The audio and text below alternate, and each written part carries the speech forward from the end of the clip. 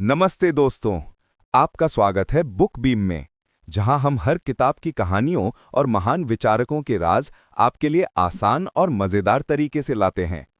आज हम जानने वाले हैं Leonardo da Vinci, the untold story of the greatest genius in history, यानी इतिहास के सबसे बड़े प्रतिभा वाले इंसान की अनकही कहानी। हम देखेंगे उसकी कला, विज्ञान और आविष्कारों के वो रहस्य जो शायद आपने पहले कभी नहीं सुने होंगे। अगर आप ज्ञान और प्रेरणा दोनों चाहते हैं, तो अभी हमारे चैनल को सब्सक्राइब करें और बेल आइकन दबाना न भूलें ताकि आप हमारी हर नई कहानी और ऑडियो बुक मिस न करें। चलिए शुरू करते हैं और जानते हैं इस महान जीनियस के अद्भुत जीवन के बारे में। लियोनार्डो दा विंची का जन्म और शुरुआती जीवन रेस्ट स्थान में आप पढ़ सकते हैं। लियोनार्डो दा विंची का जन्म 15 अप्रैल 1452 को इटली के छोटे शहर विंची में हुआ था। उसका पूरा नाम लियोनार्डो दी सेर पिएरो दा विंची था, लेकिन आज हम उसे सिर्फ लियोनार्डो दा विंची के नाम से जानते हैं। लियोनार्डो का परिवार खासा अमीर या एरिस्टोक्रेटिक नहीं था। उसके पिता सेर पिएरो एक सफल नोटरी थे और उसकी मां कैटरीना एक साधारण किसान परिवार से थीं। इस पारिवारिक मिश्रण ने लियोनार्डो के व्यक्तित्व और सोच को अनोखा बनाया। बचपन से ही लियोनार्डो में जिज्ञासा और अवलोकन की अद्भुत क्षमता थी। वो हर चीज के पीछे की वजह समझने की कोशिश करता था और प्राकृतिक घटनाओं, जानवरों और लोगों के व्यवहार पर गहन ध्यान देता था। लियोनार्डो का फॉर्मल एजुकेशन ज्यादा लंबा नहीं रहा। उसने स्कूल में बेसिक रीडिंग, राइटिंग और एरिथमेटिक सीखी, लेकिन पारंपरिक क्लासरूम में वो कभी पूरी तरह फिट नहीं हो पाया। हालांकि ये उसकी कल्पना और रचनात्मकता को रोक नहीं पाया। बचपन से ही उसने ऑब्जर्वेशनल स्किल्स विकसित की थीं, जो आगे चलकर उसके कला और विज्ञान के कामों का आधार बनी। उसके नोटबुक्स में दिखता है कि वो छोटे छोटे डिटेल्स को भी ध्यान से देखता था, जैसे इंसेक्ट्स के उड़ने का तरीका, पानी के बहाव का व्यवहार और पौधों की बढ़त का पैटर्न। यही अवलोकन का कौशल उसके भविष्य के इन्वेंशंस और पेंटिंग्स में साफ दिखाई देता है। लियोनार्डो के अपब्रिंगिंग का एक और महत्वपूर्ण पहलू ये था कि उसके पिता ने उसकी प्राकृतिक जिज्ञासा को बढ़ावा दिया। सर पियरो ने उसे स्थानीय कलाकारों और कारीगरों के साथ समय बिताने का मौका दिया, जिससे उसकी आर्टिस्टिक सेंसिबिलिटी और समझ विकसित हुई। बचपन में ही लियोनार्डो ने ड्राइंग और स्केचिंग में गहरी रुचि दिखाई। उसके अर्ली स्केचेस में ह्यूमन एनाटॉमी और जानवरों के इंट्रिकेट डिटेल्स देखने को मिलते हैं। इससे स्पष्ट है कि लियोनार्डो का जीनियस सिर्फ प्रतिभा का परिणाम नहीं था, बल्कि लगातार सीखने, अवलोकन और रचनात्मक खोज का नतीजा था, जो आज भी हम सभी के लिए प्रेरणा का स्रोत है। संक्षेप में, लियोनार्डो दा विंची का जन्म और शुरुआती जीवन उसके भविष्य के जीनियस और वर्सेटैलिटी का आधार बने। बचपन में उसकी जिज्ञासा, अवलोकन, कला में एक्सपेरिमेंटेशन और सीखने का तरीका ही उसके आगे के आर्ट, साइंस और इन्वेंशंस में स्पष्ट रूप से दिखाई दिया। ये साबित करता है कि लियोनार्डो का जीनियस केवल प्राकृतिक प्रतिभा नहीं था, बल्कि लगातार सीखने, अवलोकन और रचनात्मक खोज का नतीजा था, जो आज भी हम सभी के लिए प्रेरणा का स्रोत है। लियोनार्डो दा विंची अप्रेंटिसशिप और formative years. Leonardo da Vinci की कला और विज्ञान में गहरी समझ उसके अप्रेंटिसशिप के समय से ही विकसित हुई थी। जब लियोनार्डो किशोरावस्था में था, उसके पिता ने उसे एंड्रिया डेल वेर्रोक्यो के स्टूडियो में भेजा, जो उस समय फ्लोरेंस के सबसे प्रसिद्ध कलाकार और शिक्षक थे। वेर्रोक्यो के स्टूडियो में लियोनार्डो ने स्कल्पचर, पेंटिंग और ड्राइंग जैसी कला की बारीकियों को सीखना शुरू किया। यहाँ पर उसे सिर्फ कला का तकनीकी ज्ञान ही नहीं मिला, बल्कि ऑब्जर्वेशन, पेशेंस और डिटेल पर ध्यान देने की कला भी सिखाई गई। ये वो समय था जब लियोनार्डो ने ट्रेडिशनल ट्रेनिंग के साथ अपने नेचुरल टैलेंट को मिलाकर अपनी खुद की शैली विकसित करना शुरू किया। अप्रेंटिसशिप के दौरान लियोनार्डो ने कई छोटे और बड़े प्रोजेक्ट्स पर काम किया। उसने वेर्रोक्यो के असिस्टेंट्स के साथ मिलकर पेंटिंग्स और स्कल्पचर्स बनाए। इन अनुभवों ने उसे टीम वर्क, डिसिप्लिन और प्रोजेक्ट मैनेजमेंट की समझ दी। लेकिन सबसे महत्वपूर्ण बात यह थी कि लियोनार्डो ने इस समय में एक्सपेरिमेंटल अप्रोच अपनाना शुरू किया। वो अलग अलग टेक्निक्स और मटेरियल्स के साथ प्रयोग करता, और यही एक्सपेरिमेंटेशन उसे आगे चलकर अपनी मास्टरपीसेस में दिखाने में मदद करता। लियोनार्डो की फॉर्मेटिव ईयर्स का एक और महत्वपूर्ण पहलू ये था कि उसने साइंटिफिक क्यूरियोसिटी को कला के साथ जोड़ा। वेर्रोक्यो के स्टूडियो में रहते हुए लियोनार्डो ने ह्यूमन एनाटॉमी, प्रोपोर्शन, पर्सपेक्टिव और मोशन के नियमों को गहराई से समझा। वो हर चीज को ऑब्जर्व करता और अपने स्केचेस में नोट करता। उदाहरण के लिए उसने ह्यूमन स्केलेटन और मसल्स के स्ट्रक्चर को अलग अलग एंगल से स्टडी किया और स्केचेस में उतारा। ये साइंटिफिक अप्रोच उसके फ्यूचर स्टडीज और इन्वेंशंस का आधार बन गई। इस समय के दौरान लियोनार्डो ने अप्रेंटिसशिप से बियॉन्ड सीखने का तरीका भी अपनाया। वो फ्लोरेंस और आसपास के शहरों के आर्टिस्ट्स और थिंकर से मिलता, लाइब्रेरीज में रिसर्च करता और नेचुरल फिनोमिना पर ध्यान देता। वो सिर्फ कला तक सीमित नहीं रहा, बल्कि टेक्नोलॉजी, इंजीनियरिंग, हाइड्रोलिक्स और मैकेनिक्स में भी गहरी रुचि लेने लगा। ये मल्टी डिसिप्लिनरी अप्रोच ही उसे रेनेसांस के अल्टीमेट जीनियस के रूप में स्थापित करने वाली थी। लियोनार्डो की अप्रेंटिसशिप और फॉर्मेटिव ईयर्स ने उसे परफेक्शनिस्ट और विजनरी बना दिया। उसने हर काम में डिटेल पर ध्यान देना सीखा और हर आइडिया को प्रैक्टिकली समझने की कोशिश की। यह उसका समय दिखाता है कि जीनियस केवल टैलेंट से नहीं आता, बल्कि सही मेंटरशिप, ऑब्जर्वेशन, एक्सपेरिमेंटेशन और सेल्फ लर्निंग के कॉम्बिनेशन से उभरता है। लियोनार्डो के शुरुआती ईयर्स में डेवलप्ड स्किल्स, क्यूरियोसिटी और डिसिप्लिन्ड अप्रोच ने उसके बाद के मास्टरपीसेस, साइंटिफिक स्टडीज और इनोवेटिव इन्वेंशंस को शेप दिया। संक्षेप में, लियोनार्डो दा विंची की अप्रेंटिसशिप और फॉर्मेटिव ईयर्स उसकी आर्टिस्टिक ब्रिलियंस और साइंटिफिक जीनियस की नींव बनी। वेर्रोक्यो के गाइडेंस, मल्टीडिसिप्लिनरी एक्सपोजर और रिलेंटलेस क्यूरियोसिटी ने उसे एक ऐसा विजनरी बनाया जिसे आज भी दुनिया के सबसे बड़े जीनियस के रूप में याद करती है। ये समय साबित करता है कि अगर जिज्ञासा और डिसिप्लिन साथ हों, तो कोई भी युवा अपनी नेचुरल एबिलिटीज को एक्स्ट्रा ऑर्डिनरी स्तर तक ले जा सकता है। लियोनार्डो दा विंची का आर्टिस्टिक जीनियस उसके आर्टिस्टिक ब्रिलियंस में सबसे ज़्यादा दिखाई देता है। बचपन और अप्रेंटिसशिप से लेकर उसके अडल्टहुड तक उसने कला के हर पहलू को गहराई से समझा और उसे अपने यूनिक विजन में बदला। लियोनार्डो की पेंटिंग्स सिर्फ सुंदर नहीं थीं, बल्कि उनमें मानव भावनाओं, प्रकृति और जीवन के हर छोटे छोटे विवरण की गहराई देखने को मिलती थी। उसने अपनी कला को विज्ञान और ऑब्जर्वेशन के साथ जोड़ा, जिससे उसकी मास्टरपीसेस आज भी दुनिया के सबसे एडमायर्ड आर्टवर्क्स में गिनी जाती हैं। लियोनार्डो की सबसे प्रसिद्ध पेंटिंग्स में मोनालिसा और द लास्ट सपर शामिल हैं। मोनालिसा में उसकी टेक्निक, जिसे हम स्फुमाटो कहते हैं, ने पोर्ट्रेट पेंटिंग को पूरी तरह बदल दिया। स्फुमाटो टेक्निक में एजेस और बाउंड्रीज को स्मूथ करके नेचुरल लाइट और शेडो क्रिएट किया जाता है, जिससे पोर्ट्रेट बिल्कुल लाइफ लाइक दिखाई देता है। मोनालिसा की स्माइल, उसके सटल एक्सप्रेशंस और बैकग्राउंड की प्राकृतिक सीनरी इस कला का अद्भुत उदाहरण है। वहीं द लास्ट सपर में लियोनार्डो ने पर्सपेक्टिव और कॉम्पोजिशन का ऐसा प्रयोग किया कि यह पेंटिंग स्पेस, डेप्थ और इमोशन को व्यूअर्स के सामने जिंदा कर देती है। लियोनार्डो की आर्ट सिर्फ पेंटिंग्स तक सीमित नहीं थी, उसने ड्राइंग और स्केचेस में भी अपनी जीनियस दिखाया। उसकी स्केचेस में ह्यूमन एनाटमी, प्लांट्स, एनिमल्स और मैकेनिकल डिवाइसेस की इतनी डिटेल होती थी कि वो सिर्फ आर्ट नहीं, बल्कि साइंटिफिक ऑब्जर्वेशन का भी प्रमाण बन जाती थीं। उदाहरण के लिए, उसकी एनाटॉमिकल स्केचेस में मसल्स, बोन्स और ह्यूमन बॉडी की प्रोपोर्शंस को इस तरह से दिखाया गया है कि वो मॉडर्न एनाटमी टेक्स्ट बुक्स में भी रेफरेंस के रूप में यूज की जाती हैं। लियोनार्डो ने अपने आर्टवर्क्स में इमोशन और नेचर की स्टडी को भी इंटीग्रेट किया। वो मानता था कि हर आर्टवर्क में ह्यूमन इमोशन और नेचुरल एलिमेंट्स की सही अंडरस्टैंडिंग ज़रूरी है। इसीलिए उसने ऑब्जर्वेशन पर जोर दिया और हर ह्यूमन जेस्चर, फेशियल एक्सप्रेशन और एनवायरमेंटल डिटेल को अपनी पेंटिंग्स में एक्यूरेटली कैप्चर किया। इसके अलावा उसने लाइट, शेडो, पर्सपेक्टिव और कलर के प्रयोग को अपनी पेंटिंग्स में क्रिएटिवली यूज़ किया, जिससे उसकी आर्टवर्क्स हमेशा अलाइव और रियलिस्टिक लगती हैं। लियोनार्डो की आर्टिस्टिक जीनियस सिर्फ टेक्निकल स्किल तक सीमित नहीं थी। उसने कॉन्सेप्चुअल थिंकिंग और इमेजिनेशन को भी अपने आर्ट में शामिल किया। वो अक्सर नेचर और ह्यूमन बिहेवियर का मेटिकुलस ऑब्जर्वेशन करता और उसे अपनी आर्टवर्क्स में इनोवेटिव तरीके से प्रेजेंट करता। उसकी पेंटिंग्स में स्टोरी टेलिंग, डेप्थ और साइंटिफिक एक्यूरेसी का परफेक्ट कॉम्बिनेशन मिलता है, जो उसे रेनेसांस के सबसे बड़े आर्टिस्ट और विजनरी के रूप में एस्टैब्लिश करता है। संक्षेप में, लियोनार्डो दा विंची का आर्टिस्टिक जीनियस उसकी कीन observation, technical skill, scientific understanding और क्रिएटिव इमेजिनेशन का परिणाम था। मोनालिसा, द लास्ट सपर और उसके स्केचेस ये साबित करती हैं कि उसने कला और विज्ञान का ऐसा परफेक्ट फ्यूजन किया जिसे आज भी पूरे विश्व में एडमायर किया जाता है। उसकी आर्टिस्टिक मास्टरी ये दिखाती है कि टैलेंट, क्यूरियोसिटी और मेटिकुलस स्टडी मिलकर किसी भी व्यक्ति को एक्स्ट्रा ऑर्डिनरी बना सकते हैं। Leonardo da Vinci scientific mind और इन्वेंटर। लियोनार्डो दा विंची सिर्फ एक महान कलाकार नहीं थे, बल्कि एक विजनरी साइंटिस्ट और इन्वेंटर भी थे। उसके दिमाग की असली ताकत उसकी ऑब्जर्वेशनल स्किल्स और क्यूरियोसिटी में थी। बचपन से ही लियोनार्डो हर चीज के पीछे की वजह जानने की कोशिश करता था।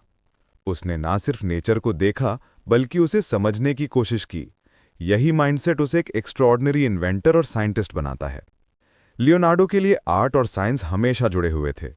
उसकी पेंटिंग्स में जो रियलिज्म दिखाई देता है वो उसके एनाटॉमिकल और ऑब्जर्वेशनल स्टडीज का डायरेक्ट परिणाम था। लियोनार्डो ने ह्यूमन एनाटॉमी का गहन अध्ययन किया। वो ह्यूमन बॉडी की हड्डियों, मांसपेशियों, टेंडन्स और जॉइंट्स को मेटिकुलसली ऑब्जर्व करता और स्केचेस में उतारता। इन स्केचेस में उसकी साइंटिफिक एक्यूरेसी इतनी हाई थी कि आज भी मॉडर्न एनाटॉमी स्टूडेंट्स के लिए रेफरेंस का काम आती हैं। वो सिर्फ बोन्स को नहीं देखता था बल्कि उनके फंक्शन और मूवमेंट को भी समझता था। इसी वजह से उसकी आर्टवर्क्स में ह्यूमन फिगर्स का नेचुरल पोस्चर और रियलिस्टिक मूवमेंट दिखता है। लियोनार्डो की साइंटिफिक क्यूरियोसिटी सिर्फ ह्यूमन एनाटॉमी तक सीमित नहीं थी। वो इंजीनियरिंग, हाइड्रोलिक्स, मैकेनिक्स और फ्लाइट टेक्नोलॉजी में भी गहरी रुचि रखता था। उसने flying machines, parachutes, armoured vehicles और ब्रिजेस जैसी कई इन्वेंशंस के डिज़ाइंस तैयार किए। हालांकि अधिकांश इन्वेंशंस उस समय प्रैक्टिकल रूप में बन नहीं पाए, लेकिन उनकी कंसेप्चुअल ब्रिलियंस और फ्यूचरिस्टिक थिंकिंग दिखाती है कि लियोनार्डो अपने समय से कितने आगे थे। उसके स्केचेस में विंग्स, गियर्स, पुलीज और मैकेनिकल प्रिंसिपल्स इतने डिटेल्ड हैं कि उन्हें आज के इंजीनियर्स भी एडमायर करते हैं। लियोनार्डो का तरीका हमेशा ऑब्जर्वेशन और एक्सपेरिमेंटेशन पर आधारित था। वो किसी भी नेचुरल फिनोमिनन या मैकेनिकल आइडिया को सिर्फ सोचकर नहीं छोड़ता था। वो उसे ऑब्जर्व करता, मेजर करता और स्केचेस में कन्वर्ट करता। इस साइंटिफिक मेथड ने उसे मॉडर्न डे एक्सपेरिमेंटेशन का प्रिकर्सर बना दिया।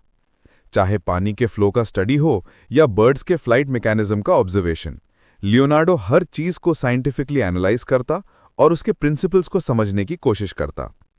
लियोनार्डो के साइंटिफिक माइंड का एक और महत्वपूर्ण पहलू ये था कि वो मल्टी डिसिप्लिनरी अप्रोच अपनाता था। वो आर्ट, साइंस, इंजीनियरिंग और एनाटॉमी को अलग अलग नहीं देखता था। उसके लिए ये सभी फील्ड्स इंटरकनेक्टेड थीं। यही वजह है कि उसकी पेंटिंग्स में एनाटॉमिकल प्रिसिजन, मैकेनिकल नॉलेज और नेचुरल रियलिज्म का परफेक्ट कॉम्बिनेशन देखने को मिलता है। इसके अलावा उसकी इन्वेंशंस और साइंटिफिक स्टडीज ने रिनेसांस एरा में नॉलेज के बाउंड्रीज को एक्सपैंड किया। संक्षेप में, लियोनार्डो दा विंची का साइंटिफिक माइंड और इन्वेंटर स्पिरिट उसकी क्यूरियोसिटी, ऑब्जर्वेशन और एक्सपेरिमेंटेशन का परिणाम था। उसकी स्टडीज, स्केचेस और इन्वेंशंस दिखाती हैं कि वो सिर्फ अपने समय का कलाकार या इंजीनियर नहीं था, बल्कि एक ट्रू रेनेसांस जीनियस था। लियोनार्डो ने साबित किया कि आर्ट और साइंस का fusion combined with creativity and relentless observation किसी भी इंसान को एक्स्ट्राऑर्डिनरी बना सकता है। लियोनार्डो डा विंची की महानता सिर्फ उसकी कला और इन्वेंशंस में नहीं थी, बल्कि उसके नोटबुक्स और स्केचेस में भी स्पष्ट दिखाई देती है। लियोनार्डो ने अपने पूरे जीवन में अपने विचारों, ऑब्जर्वेशंस और इन्वेंशंस को मेटिकुलसली रिकॉर्ड किया। ये नोटबुक्स, जिन्हें हम कोडेसेस के नाम से जानते हैं, उसके दिमाग की खिड़कियां हैं और ये दिखाती हैं कि वो कितने आयर्ड ऑफ टाइम थिंकर थे। सबसे प्रसिद्ध नोटबुक्स में कोडेक्स एटलांटिकस, कोडेक्स लेस्टर और कोडेक्स अरंडल शामिल हैं। इन नोटबुक्स में उसके स्केचेस, साइंटिफिक ऑब्जर्वेशंस और फ्यूचरिस्टिक इन्वेंशंस को डिटेल में देखा जा सकता है। लियोनार्डो का नोटबुक्स में काम करने का तरीका अनोखा था। वो हर चीज़ को मेटिकुलसली ऑब्जर्व करता और स्केचेस के जरिए रिकॉर्ड करता, चाहे वो ह्यूमन एनाटॉमी हो, प्लांट्स और एनिमल्स का स्टडी हो या मैकेनिकल डिवाइसेस और फ्लाइंग मशीन्स। लियोनार्डो हर डिटेल को एक्यूरेटली और क्रिएटिवली डॉक्यूमेंट करता। उसकी स्केचेस में पर्सपेक्टिव, प्रोपोर्शन और फंक्शन का परफेक्ट कॉम्बिनेशन देखने को मिलता है। यही वजह है कि उसके नोटबुक्स आज भी रिसर्चर्स, आर्टिस्ट और इंजीनियर्स के लिए इंस्पिरेशन का स्रोत हैं। कोडेसेस में सबसे खास बात यह है कि लियोनार्डो ने आइडियाज़ और कॉन्सेप्ट्स को फ्यूचरिस्टिक तरीके से डिज़ाइन किया। उदाहरण के लिए उसने flying machines, submarines, armoured vehicles और ब्रिजेस के डिज़ाइंस बनाए जो उस समय टेक्नोलॉजी से बहुत आगे थे। ये डिज़ाइंस दिखाते हैं कि लियोनार्डो सिर्फ आर्टिस्ट या साइंटिस्ट नहीं थे, बल्कि एक विजनरी इन्वेंटर थे। उसके स्केचेस केवल इलस्ट्रेशंस नहीं थे, बल्कि उन्हें प्रयोग करने और प्रैक्टिकली इम्प्लीमेंट करने की भी सोच थी। लियोनार्डो के नोटबुक्स में उसका साइंटिफिक मेथड और ऑब्जर्वेशन स्किल्स भी साफ दिखती हैं। वो हर नेचुरल फिनोमिनन को स्टडी करता, उसे डाइसेक्ट करता और फिर स्केचेस और नोट्स में कैप्चर करता। पानी का फ्लो, बर्ड्स के फ्लाइट मैकेनिज्म, ह्यूमन बॉडी की मूवमेंट, प्लांट ग्रोथ, ये सब ऑब्जर्वेशंस उसे बेहतर आर्टिस्ट और साइंटिस्ट बनाने में मदद करती थीं। उसका ये तरीका मॉडर्न डे रिसर्च और एक्सपेरिमेंटेशन के प्रिंसिपल्स के प्रिकर्सर की तरह है। नोटबुक्स और स्केचेस का एक और महत्वपूर्ण पहलू ये है कि उन्होंने लियोनार्डो को नॉलेज को इंटरडिसिप्लिनरी तरीके से इंटीग्रेट करने में मदद की। उसने आर्ट, साइंस, इंजीनियरिंग, एनाटॉमी और नेचर को अलग अलग नहीं देखा। वो इन सब का इंटीग्रेशन करता और हर कॉन्सेप्ट को दूसरे फील्ड के साथ जोड़ता। यही वजह है कि उसके स्केचेस में आर्टिस्टिक एक्यूरेसी, मैकेनिकल लॉजिक और साइंटिफिक ऑब्जर्वेशन का अद्भुत मिश्रण देखने को मिलता है। संक्षेप में, लियोनार्डो दा विंची के नोटबुक्स और स्केचेस उसके दिमाग की सच्ची तस्वीर पेश करते हैं। कोडेसिस दिखाते हैं कि उसका जीनियस सिर्फ नेचुरल टैलेंट नहीं था, बल्कि रिलेंटलेस क्यूरियोसिटी, ऑब्जर्वेशन और क्रिएटिव डॉक्यूमेंटेशन का परिणाम था। ये नोटबुक्स आज भी हमें प्रेरित करते हैं कि नॉलेज को रिकॉर्ड करना, आइडियाज़ को एक्सप्लोर करना और मल्टीडिसिप्लिनरी सोच अपनाना कितना महत्वपूर्ण है। लियोनार्डो ने साबित किया कि एक विजनरी का माइंड हमेशा सीखने, ऑब्जर्व करने और इनोवेट करने में व्यस्त रहता है। लियोनार्डो दा विंची, चैलेंजेस और फेलियर्स। लियोनार्डो दा विंची की जिंदगी जितनी प्रेरणादायक है, उतनी ही उसमें चुनौतियां और संघर्ष भी थे। भले ही वो अपने समय के सबसे महान कलाकार और वैज्ञानिक माने जाते थे, लेकिन उनके जीवन में इनकम्प्लीट प्रोजेक्ट्स, पर्सनल स्ट्रगल्स और सोसाइटल चैलेंजेस भी शामिल थे। लियोनार्डो का परफेक्शनिज्म अक्सर उसे अपने काम को कंप्लीट करने से रोक देता था। वो हर डिटेल पर इतना ध्यान देता कि कई बार उसने प्रोजेक्ट्स को अधूरा छोड़ दिया। उदाहरण के लिए, उसकी कई पेंटिंग्स और इन्वेंशंस कभी प्रैक्टिकल रूप में पूरी तरह इम्प्लीमेंट नहीं हो पाई। लियोनार्डो को पेट्रन्स और पॉलिटिक्स के साथ भी स्ट्रगल करना पड़ा। रेनेसांस के समय कलाकारों और इन्वेंटर्स को अपने काम के लिए वेल्दी पेट्रन्स की जरूरत होती थी। लियोनार्डो ने कई राजाओं और प्रमुख व्यक्तियों के लिए काम किया, लेकिन कभी-कभी उसकी विजनरी आइडियाज और परफेक्शनिस्ट नेचर के कारण वो पेट्रन्स के एक्सपेक्टेशंस को पूरी तरह सेटिस्फाई नहीं कर पाता था। इसने उसे प्रोफेशनल और पर्सनल दोनों स्तरों पर चैलेंजेस में डाल दिया। लियोनार्डो का परफेक्शनिज्म उसके फेलियर्स का मुख्य कारण था। वो हमेशा चाहता था कि उसका काम फ्लॉलेस हो। यही वजह है कि उसने कई इन्वेंशंस और आर्टवर्क्स को कंप्लीट नहीं किया, लेकिन इसी परफेक्शनिज्म ने उसे एक्स्ट्रॉर्डिनरी ऑब्जर्वर और थिंक बनाया। हर प्रोजेक्ट में वो नए आइडियाज़ और इनोवेशंस जोड़ता, और यही सीख देती है कि फेलियर्स भी क्रिएटिविटी और लर्निंग का हिस्सा है। लियोनार्डो की पर्सनल लाइफ भी बहुत आसान नहीं थी। वो सामाजिक रूप से इंट्रोवर्ट थे और निजी रिश्तों में भी बहुत खुलकर नहीं जुड़े। ये सॉलिट्यूड और फोकस ने उसे अपने वर्क पर ज़्यादा कॉन्सेंट्रेट करने में मदद की, लेकिन कभी-कभी लोनलीनेस और मिसअंडरस्टैंडिंग्स के कारण इमोशनल चैलेंजेस भी आए। इसके बावजूद उसने अपनी क्यूरियोसिटी और लर्निंग को कभी कॉम्प्रोमाइज़ नहीं किया। चैलेंजेस का एक और महत्वपूर्ण पहलू ये था कि लियोनार्डो ने हमेशा सोसाइटल नॉर्म्स और लिमिटेशंस के बाहर सोचा। उसकी थिंकिंग और आइडियाज़ उस समय के लिए बहुत आगे थे। वो फ्लाइंग मशीन्स, आर्मर्ड व्हीकल्स और एडवांस्ड इंजीनियरिंग प्रोजेक्ट्स पर काम करता था, जो उस समय प्रैक्टिकली बनाना मुश्किल था।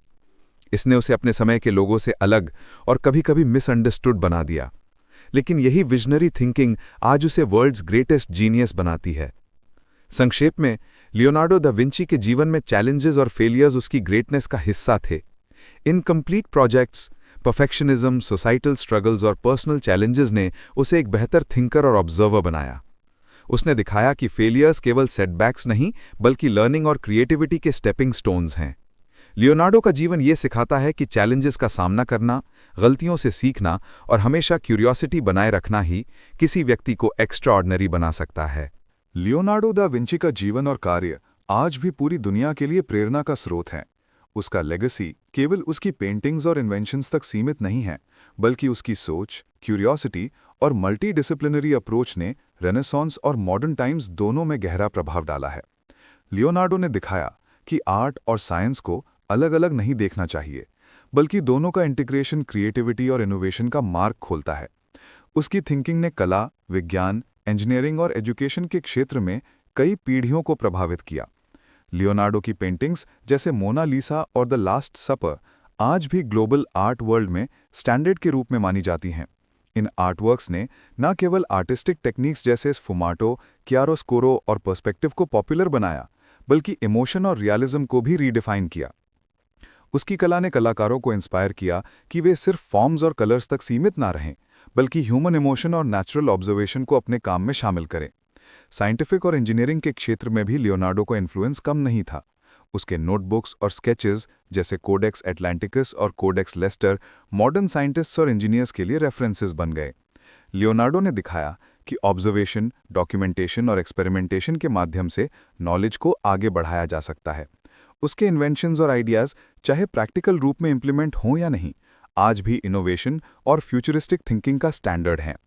लियोनार्डो का लेगेसी एजुकेशन और लर्निंग में भी स्पष्ट दिखाई देता है। उसने लाइफ लॉन्ग लर्निंग और क्यूरियोसिटी का उदाहरण पेश किया।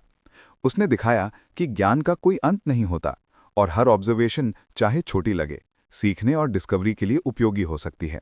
यही वजह है कि लियोनार्डो आज भी स्टूडेंट्स, रिसर्चर्स और थिंकर्स के लिए अल्टीमेट इंस्पिरेशन बने हुए हैं। कल्चरल और सोसाइटल इम्पैक्ट की बात करें तो लियोनार्डो की सोच ने रेनेसांस एरा में ह्यूमन पोटेंशियल और क्रिएटिविटी के मूल्य को बढ़ाया।